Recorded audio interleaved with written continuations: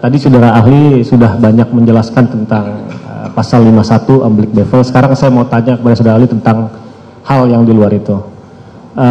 Pertanyaan saya yang pertama adalah tentang saksi pelaku yang bekerja sama dengan penegak hukum atau biasa disebut dengan justice collaborator.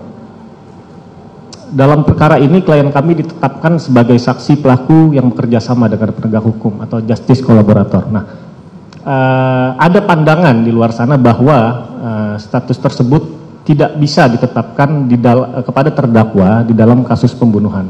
Nah, bagaimana pendapat dari saudara ahli terkait pandangan tersebut? Mohon dijelaskan. Baik, jadi sebenarnya adalah konteksnya lebih ke arah perlindungan terhadap saksi dan korban yang sebenarnya nggak ada kaitannya dengan penyertaan atau perluasan pertanggungjawaban pidana.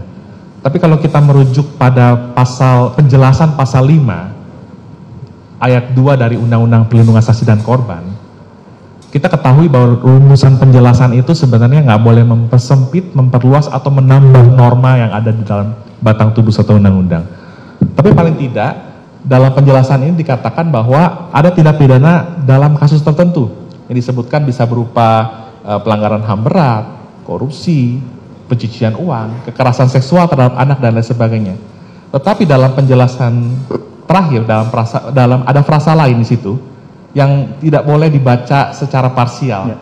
Di sana dikatakan bahwa dan tindak pidana lain yang mengakibatkan posisi saksi dan atau korban dihadapkan pada situasi yang sangat membahayakan jiwanya. Berarti ini akan dinilai secara objektif oleh LPSK dalam memberikan perlindungan tadi.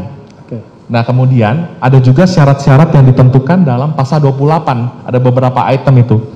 Di antaranya itu kan misalnya bukan pelaku utama dalam tindak pidana yang diungkapkan. Makanya saya tadi sampaikan sebenarnya nggak ada kaitannya ini perlindungan saksi dan korban dengan penyertaan tadi. Karena dua hal atau two something different ya.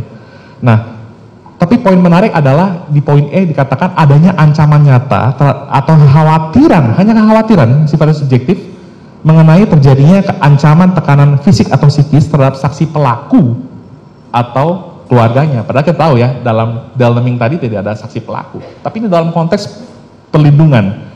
Dan 5 item tadi tidak harus selalu dipenuhi secara kumulatif. Karena contoh ada poin C mengatakan asetnya nanti dikembalikan dan sebagainya, kan nggak ada kaitannya pembunuhan dengan aset gitu kan ya, belum tentu ada kaitannya tepatnya gitu. Jadi memang ini adalah dua hal yang berbeda dan ketika memenuhi persyaratan yang ditentukan dalam pasal 28 dan sesuai dengan tadi penjelasan pasal 5 ayat 2 yang menurut ukuran objektif, perlindungan itu bisa diberikan terhadap seorang yang memang mau mengungkap suatu kejahatan. Dan boleh saya tambahkan sedikit lagi, sebenarnya definisi mengenai kejahatan serius juga ini kan ada bisa berbeda-beda ya, tetapi gini, kita bisa melihat dari pasal 6 Konvensi Hak-Hak Sipil Politik yang telah diratifikasi Indonesia melalui Undang-Undang Nomor 12 Tahun 2025 tentang ICCPR gitu ya.